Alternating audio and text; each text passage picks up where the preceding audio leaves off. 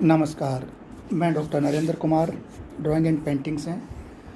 हम बात कर रहे थे इससे पूर्व बीए पार्ट फर्स्ट चित्रकला के विषय के बारे में। चित्रकला विषय में हम चर्चा चल रही थी हमारी चित्रकला के तत्वों के बारे में।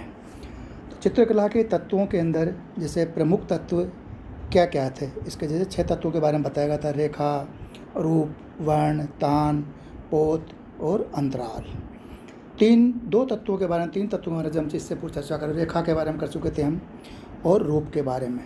अब तीसरा जो तत्व है वो है कलर या वर्ण।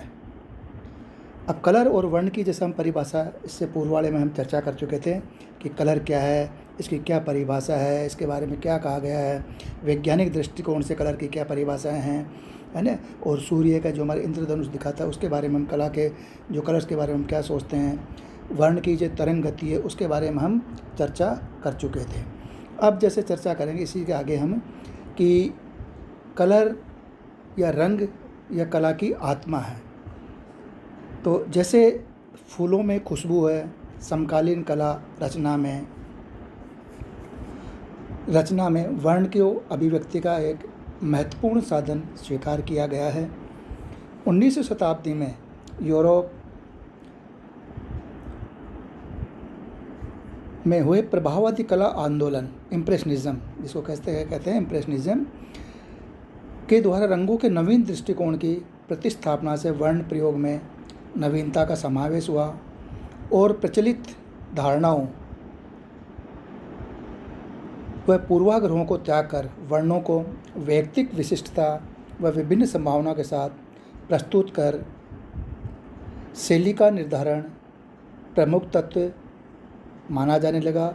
इस दृष्टिकोण का समकालीन कला प्रवृत्ति में उत्तरोत्तर विकास होता चला गया।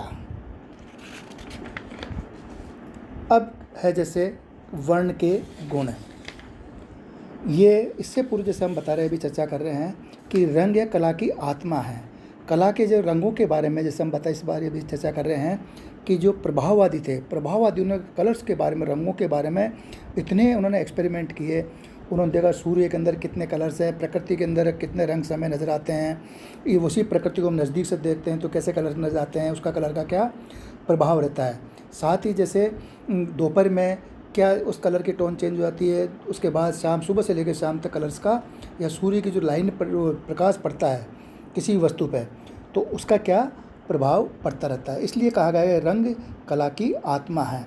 जैसे फूलों में खुशबू है, समकालीन कला रचना में जो वर्ण अभिव्यक्ति का महत्वपूर्ण साधन स्वीकार गया 19वीं शताब्दी में यूरोप के अंदर। तो इस दृष्टिकोण से समकालीन कला प्रवृत्ति में उत्तरोत्तर और विकास हुआ। कलर्स के बारे में, रंगों के बारे में और खूब डेवलपमेंट हुए, विकास हुए। अलग अलग कलर्स के टोन के बारे में जानकारी मिली लोगों को, और अलग अलग उनकी जो रंगत थी, उनका जो टोन्स था, उनके बारे में जानकारी मिली। अब आगे जैसे रंगों के वर्ण के गुण। वर्ण के स्वरूप निर्धारण के 3 मुख्य आधार हैं, यानी कि उसके जो रंग हैं, गुण हैं। रंग के जो प्रमुख जो 3 मुख्य आधार हैं जो वर्ण के गुण कहलाते हैं। पहला है वर्ण की रंगत, ह्यू। दूसरा वर्ण का मान यानी उसकी वैल्यू।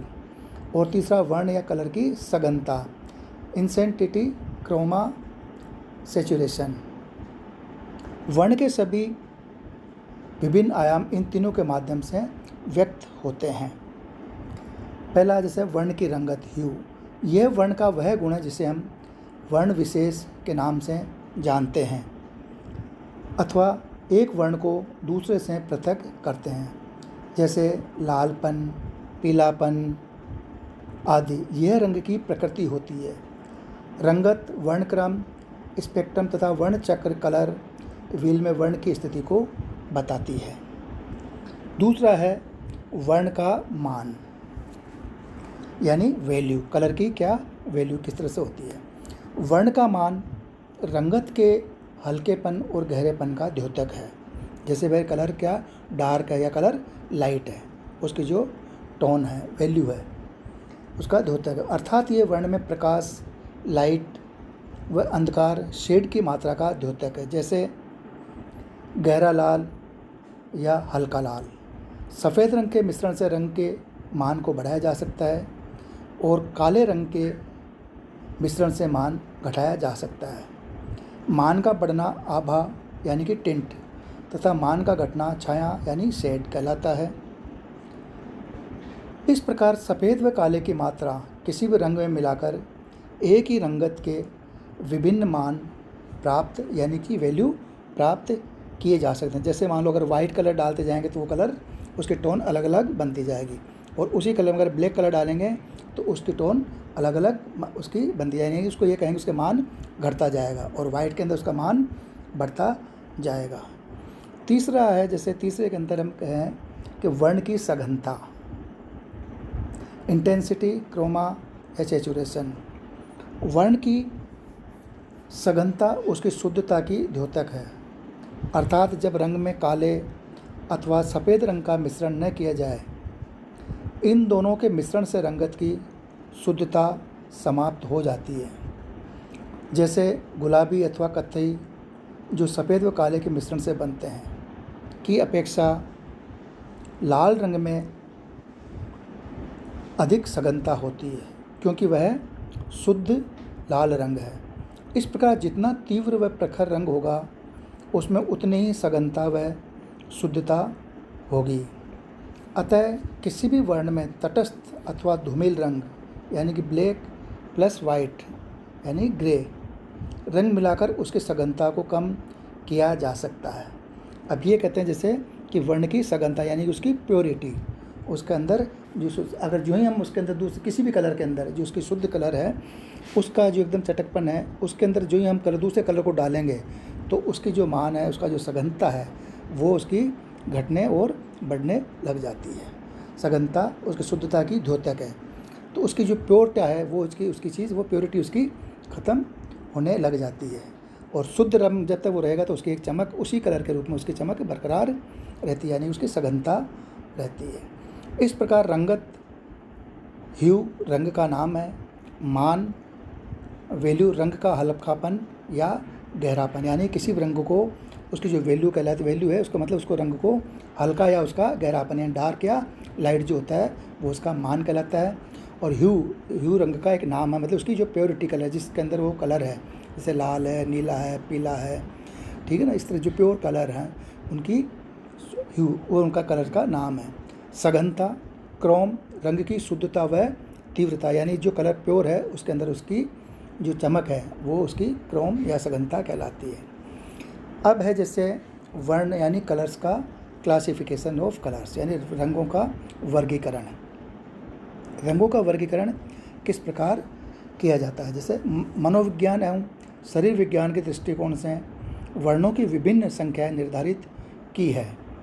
मतलब अपने मनोविज्ञान है, साइकोलॉजी से, शरीर की विज्ञान की दृष्टि से रंग की अलग अलग संख्याएं निर्धारित की है। कला रचना के अंतर्गत होने वाले वर्ण प्रयोगों के आधार पर वर्ण वर्गीकरण को निम्न प्रकार से समझा जा सकता है, जिसमें जैसे पहला है प्राथमिक अथवा मुख्य वर्ण, यानी कि जिसको हम कहते हैं प्राइमरी कलर या प्राथमिक रंग। प्राथमिक कलर मुख्य वर्ण 3 हैं, जिसमें पहला है लाल, पीला और नीला। ये कलर कहलाते हैं प्राइमरी अथवा प्राथमिक। ये पदार्थ पिगमेंट के रंग होते हैं। मुख्य रंग वे होते हैं जो किसी मिश्रण से नहीं बनाए जाते हैं, बल्कि इनके मिश्रण से हमें अनेक अन्य रंगतें प्राप्त होती है। अब इन तीनों को मिला देने से घुमिल या धूमिल रंग, जिसको कहते हैं रंगत ग्रे प्राप्त होती है। इन कलर्स को आपस के अंदर, यानी कि ये जो कलर हैं ये कहलाते हैं प्राइमरी कलर। ये कलर किसी दूसरे कलर से मिलाने से नहीं बनते हैं, ये अपने आप में ही प्योरिटी और शुद्ध कलर होते हैं, जिनमें प्रमुख रूप से लाल, नीला और पीला है। अब इनके अंदर दूसरे और कलर मिलाएंगे तो उनकी अलग अलग टोन्स बनती जाएगी। बाकी इन कलर्स को हम किसी चीज़ से नहीं बना सकते हैं। दूसरा है द्वितीय वर्ण है, यानी सेकेंडरी कलर।